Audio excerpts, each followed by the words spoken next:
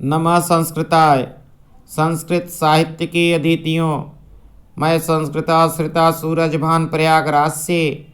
आज हम इस वीडियो में किरातार्जुनीय के प्रथम सर्ग के श्लोक संख्या 22 का अध्ययन करेंगे व्याख्या सहित। पहले हम प्रसंग देखते हैं। प्रकृत श्लोक में वनेचर युधिष्ठिर को दुर्योधन के धार्मिक अनुष्ठानों के विषय में बता रहा है। दुर्योधन दुशासन को राज्यभार सौंपकर स्वयं धार्मिक कार्य में संलग्न रहता है। तो श्लोक का वाचन करते हैं लक्षण सहित।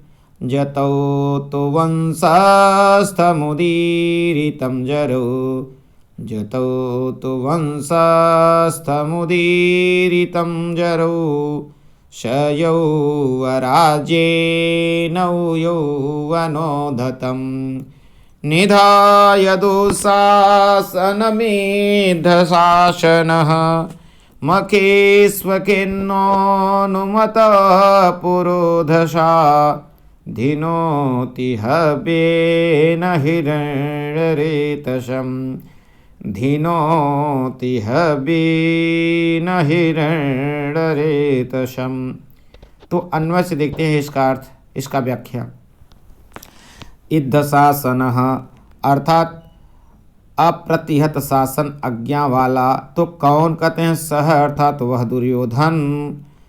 और क्या कह रहे हैं भारत जी? नव यौवनोद्धतम, जिसकी नई नई जवानी है, ऐसे उद्धत को, ऐसे उदंड को, दुशासनम अर्थात दुशासन को, यौवराज्य अर्थात युवराज पद पर, निधाय माने नियुक्त करके, पुरोदशा पुरोहित के द्वारा, अनुमतः आज्ञा से, अखिन्न अर्थात आलस्य रहित होकर के, खिन्न माने आलस्य और अखिन्न न खिन्न इति अखिन्न अर्थात इनके पास आलस नहीं है, ऐसा वह दुर्योधन। मखेसु सप्तमी भक्ति बहुवचन का है, तो मखेसु अर्थात यज्ञों में, हिरण्यरेतसम अर्थात अग्नि को, हव्येन माना हव्य के द्वारा, दिनोत्मा ने प्रसन्न करता है, खुश करता है, तृप्त करता है। कहने का मतलब है कि जो दुर्योधन है वह अपने छोटे भाई दुशासन को गद्दी पर बैठा करके, राजगद्दी पे बैठा करके, वह पुरोहित की आज्ञा पा करके, आलस्य रहित होकर के यज्ञों में, हव्येन अर्थात हवि के द्वारा, हिरण्यरेतसम अर्थात अग्नि को, धीनोत्मा ने प्रसन्न करता है, तृप्त करता है, खुश करता है। इस तरह से वह 22 श्लोक में भारवी जी बताते हैं।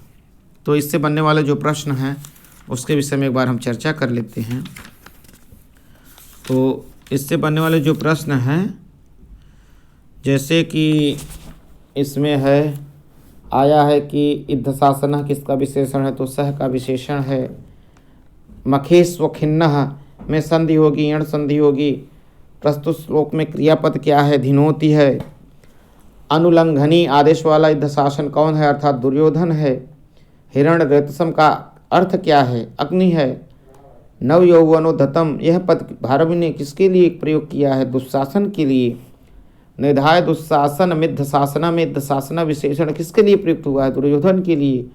दुशासन को युवराज पर, युवराज पद पर बैठा करके यज्ञ कौन करता है? दुर्योधन। दुर्योधन ने युवराज किसे बनाया? अर्थात दुशासन को। हिरण्यरेतसम पद में समास क्या होगा? बहुव्रीहि समास है, और इसका लौकिक विग्रह होगा हिरण्यम रेतो यस्य स हिरण्यरेता तम हिरण्यरेतसम, बहुव्रीहि समास। यौवन पद में प्रकृत प्रत्यय बताइए। तो यौवन उपपद के रहते अण प्रत्यय लग करके यौवन बना हुआ है। तो अणमेड़ा जो है इत संज्ञा है, इत णित कित च क्या करता है? यदि ढकार है तो आदेश की वृद्धि करता है, तो यौवन से यौवन बन गया। इस तरह से हमारा यह श्लोक संपूर्ण हुआ, पूरा हुआ। फिर हम अगले वीडियो में अगले श्लोक की व्याख्या करेंगे। तब तक के लिए नमः संस्कृताय। यदि आपको अच्छा समझ में आया हो तो कमेंट बॉक्स में कमेंट अवश्य करें। यदि जिसका अर्थ है आपको समझ में ना आया हो उसको भी आप लिखेंगे, उसका आपका उत्तर मिलेगा। तब तक के लिए नमः संस्कृताय मित्रों।